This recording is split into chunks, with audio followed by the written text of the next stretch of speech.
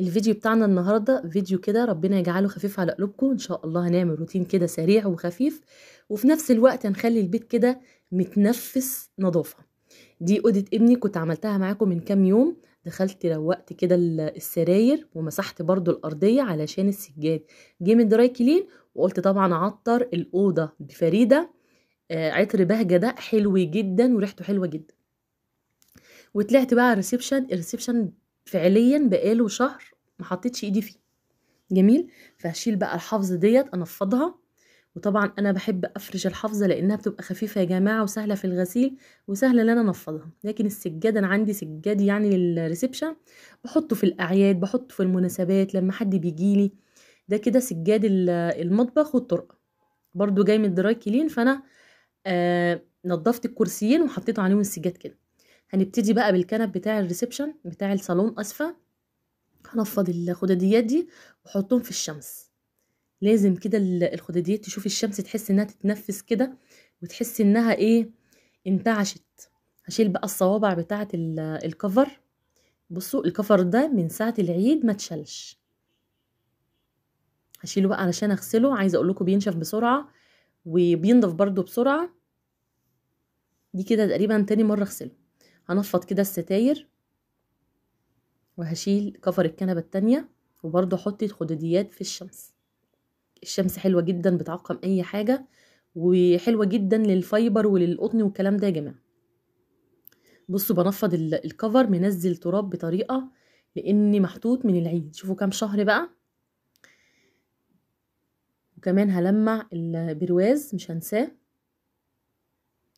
هبتدي بقى من اول باب الشقة كده هنفض الجزامة.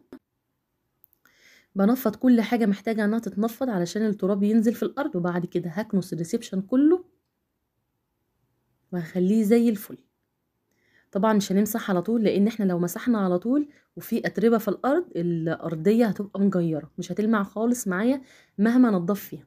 فلازم نكنس الاول ونتخلص من الاتربه الناعمه وبعدين نرجع نمسح.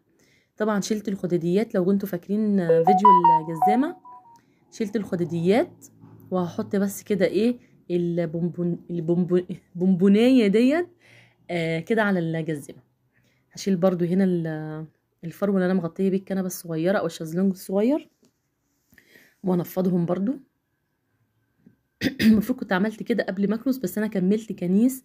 انا بس كنست الطرقه الصغيره اللي عند باب الشقه وبعدين كملت الريسبشن. تعالوا بقى شوفوا السفره يا جماعه وكميه الاتربه اللي عليها. بصوا ده كده ورد مجفف. طبعا ممكن يكونوا بقاله شهور ما اتشالش. بصوا بقى، بصوا التراب، شايفين التراب الاسود ده؟ بحطه في مصفى كده ووريكم ان دول وردتين بلدي ونشفوا. بحطه في مصفى كده وبهزه، بنزل منه التراب وبلمع البونبونيرة. الحتة بصوا الحتة الازاز دي مليانة تراب من الورد المجفف. هنهزه بس كده وننزل منه التراب الناعم ونرجعه مكانه تاني. هنحس ان لونه زهزه وان المكان بقى نضيف.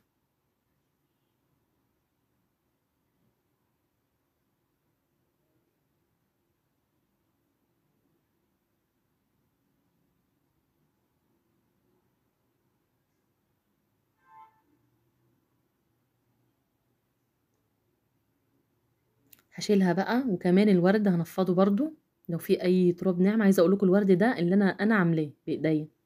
السبت كان عندي وانا حطيت فيه فل وجبت ورد من بره صحبه وعملته. هنلم بقى التراب الناعم اللي على السفره كله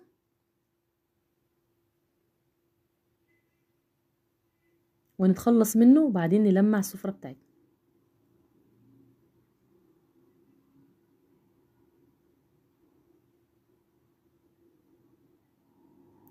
عايزه رايكم يا جماعه في الفيديوهات او نوعيه الفيديوهات. بتحبوا النوعيه ديت ولا بتحبوا نوعيه الطبخ اكتر؟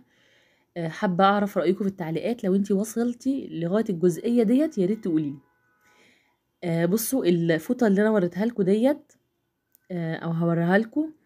انا هي مخصوصه للتلميع الازاز، بس ايه بصوا اوريها لكم عامله ازاي. اهي. اول ما جبتها بصراحه كانت بتلمع من غير ميه، من غير ملمع زجاج او اي شيء. بس غسلتها بميه سخنه وجيت المع حسيت ان هي مش زي الاول، فانا عشان كده رشيت الجلانس دوت وبعدين لمعت بيها. هلمع بقى السفرة كويس جدا وهرجع كل حاجة زي ما كانت.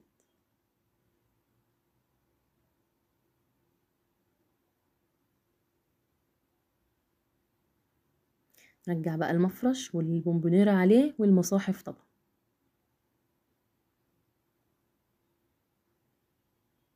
بصوا بقى السفرة بقت بتبرق ما شاء الله، جميلة جدا. هنبتدي بقى نمسح الأرضية. هنحط بقى شوية أي جل بتاع غسيل وعليه شوية كلور ومية، وهدعك بقى بالمقشة كويس جدا. طبعا هدعك الريسبشن كله مش الجزئية دي بس، وبالطرقة كده، وهودي على الحمام. وبعد ما اخلص هودي بقى بالمساحة كده كل الجزء بتاع الريسبشن بالطرقة على الحمام. وبعد ما الأرضية بتنشف هفرش بقى كل حاجة.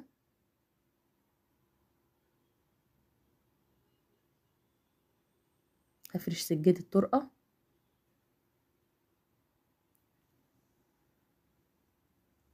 وفرش الحافظة بتاعتي. أنا عارفة طبعا إن لونها يعني صعب شوية أو يكون لونها مش لايق على المكان، بس بصراحة يا جماعة هي مريحاني لأنها خفيفة وسهلة طبعا في الغسيل وفي التنظيف والكلام دوت.